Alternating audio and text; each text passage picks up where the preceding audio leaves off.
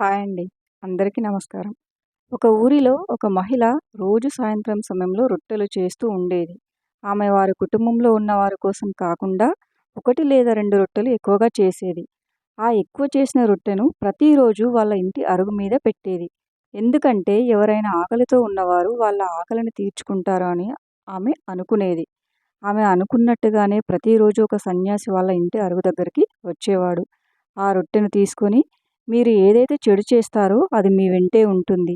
మీరు ఏదైతే మంచి చేస్తారో అది తిరిగి మీ వద్దకే వస్తుంది అని చెప్పి అక్కడి నుండి ఆ రొట్టెను తీసుకొని వెళ్ళిపోయేవాడు. ఇలా చాలా రోజులు జరుగుతూనే ఉంది. ఆమె ప్రతిరోజు ఒక రొట్టెను ఎక్కువగా చేయడం, ఆమె ఇంటి అరుగు మీద పెట్టడం, ఆ సాధువు రోజు రావడం, ఆ రొట్టెను తీసుకొని ఎప్పటిలాగే మీరు ఏదైతే చెడు చేస్తారో అది మీ వెంటే ఉంటుంది. మీరు ఏదైతే మంచి చేస్తారో అది తిరిగి మీ వద్దకే వస్తుందని చెప్తూ వెళ్ళిపోయేవాడు. ప్రతిరోజు ఆ సన్యాసి చెప్పిన మాటలు విని ఆమెకు చాలా కోపం వచ్చింది. అయ్యో! ఈ సాధువు ఇంత స్వార్థపరుడు. నేను ప్రతిరోజు ఆయన తినడానికి రొట్టెను చేస్తున్నాను. ప్రతిరోజు ఆయన రొట్టెను తీసుకొని వెళ్తున్నాడు. కానీ ఏ ఒక్కరోజు కూడా నాకు కృతజ్ఞతలు చెప్పడం లేదు. ప్రతిరోజు ఒకే మాట చెప్తూ ఉంటాడు. నాకైతే ఆ సాధువు చెప్పేది ఏమీ అర్థం కాదనుకుంటూ ఇంట్లోకి వెళ్ళిపోతుంది. తర్వాత ఆ మహిళ ఒక నిర్ణయానికి వచ్చింది. నేను ప్రతిరోజు ఆయన కోసం ఎందుకు సహాయం చేయాలి? ఎందుకు రొట్టె చేసి పెట్టాలి? తను చాలా స్వార్థపరుడు. మళ్ళీ అతడు నా దగ్గరికి రాకుండా చేస్తాను అని అనుకుని, తర్వాత రోజు విషాన్ని కలిపిన ఒక రొట్టెను చేసింది. ఆ విషాన్ని కలిపిన రొట్టెను తీసుకొచ్చి అరుగు మీద పెడుతూ ఉంటే ఆమె చేతులు వణుకుతున్నాయి. అయ్యో! నేనేం చేస్తున్నాను? ఇది మహాపాపం కదా! ఒక మనిషి ప్రాణం తీయాలనుకుంటున్నాను. అతను స్వార్థపరుడైతే ఏంటి? ఏదైతే నాకేంటి?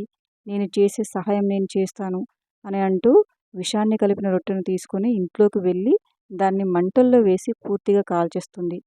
తర్వాత మరొక రొట్టెను చేసి అరుగు మీద పెడుతుంది. కాసేపు అయ్యాక ఆ సాధువు వచ్చి ఆ రొట్టెను తీసుకొని ఎప్పట్లాగే అవే మాటలు చెప్పి ఆ రొట్టెను తీసుకొని అక్కడి నుంచి వెళ్ళిపోతాడు. ప్రతిరోజు ఆ మహిళ అక్కడ రొట్టెను పెడుతున్నప్పుడు ఆ దేవుణ్ణి ఒకటే మొక్కుకునేది. అది కూడా తన కొడుకు గురించి. ఎందుకంటే తన కొడుకు పని చేయడానికి అని ఆ నగరానికి వెళ్ళి చాలా కాలం గడిచిపోయింది. ఇంకా అతడు ఇంటికి తిరిగి రాలేదు. అతడు క్షేమంగా ఇంటికి రావాలని ప్రతిరోజు ప్రార్థిస్తూ ఆ రొట్టెను అక్కడ పెట్టేది.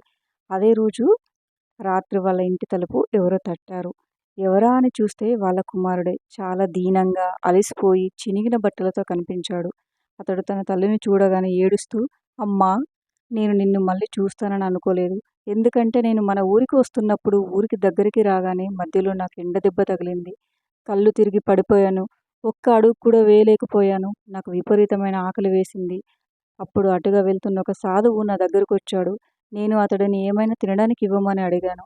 వెంటనే అతడి దగ్గరున్న ఒకే ఒక రొట్టెను నాకిచ్చేసి, నాయనా!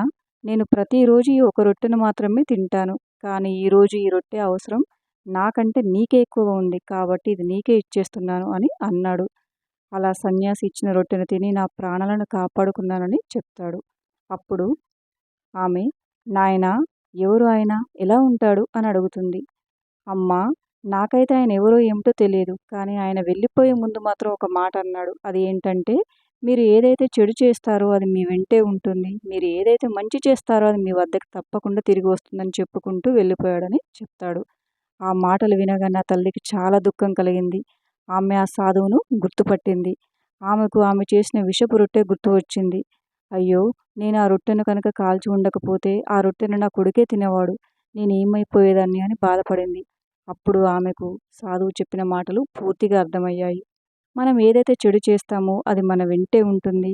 మనం ఏదైతే మంచి చేస్తామో అది తప్పకుండా తిరిగి మన వద్దకే వస్తుంది. నేను ఇన్ని రోజులు చేసిన మంచి పనే నా కొడుకును కాపాడింది అని అనుకుంటూ మనసులోనే ఆ సాధువుకు క్షమాపణ చెప్పుకుంటుంది. కొడుకును దగ్గరకు తీసుకుంటుంది. విన్నారు కదా ఫ్రెండ్స్. సో ఎప్పుడైనా ఎవరికైనా మంచి చేయడానికి లేదా సహాయం చేయడానికి ప్రయత్నించండి. Thank you for watching friends. Video కనుక నచ్చితే వీడియోని లైక్ చేసి మరిన్ని వీడియోస్ కోసం మా ఛానల్ని సబ్స్క్రైబ్ చేసుకోండి.